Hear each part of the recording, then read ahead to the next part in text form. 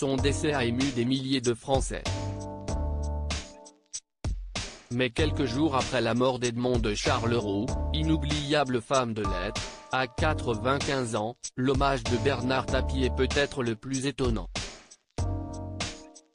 Dans son journal La Provence, il révèle en effet comment la romancière est à l'origine de son arrivée à la présidence de l'Homme. Le dîner qui a tout changé, leurs fabuleux destins se sont croisés en 1985. Ce soir-là, Bernard Tapie, déjà homme d'affaires, vedette et animateur de l'émission Ambition, est invité à l'ambassade de Russie à Paris. Fan inconditionnel, le futur ministre d'alors a la chance d'être assis à côté d'elle. Le début d'une soirée inoubliable pour Bernard Tapie, qui aura la surprise de voir l'ex-rédactrice en chef de Vogue lui parler de sport. Évidemment, je suis très flatté et étonné quand elle me parle de mon aventure avec Bernard Hinault, qui nous avait conduit à la victoire sur le Tour de France cette année-là, en 1985, écrit Bernard Tapie, patron de l'équipe La Vie Claire lors de la décennie 1980. Très au courant, la romancière lui soumet alors une idée.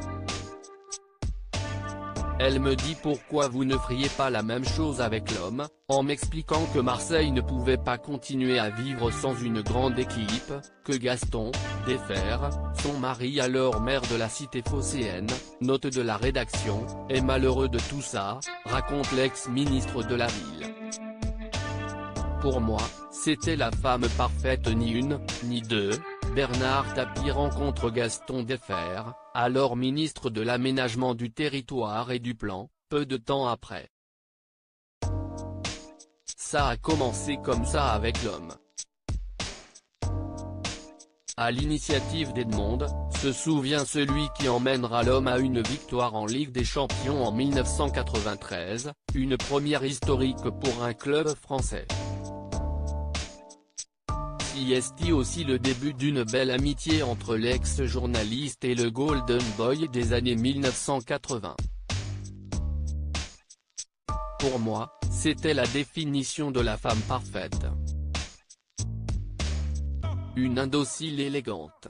On s'est vu tout le temps à Paris, elle habitait à 2 rues de chez moi, écrit le père de la chanteuse Sophie.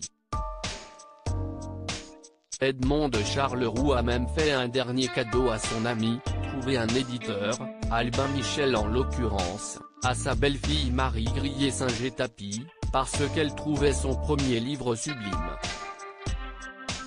Il s'appelle On reconnaît le bonheur au bruit qu'il fait en scène allant. Ce titre a une résonance aujourd'hui, conclut-il sur une note émouvante.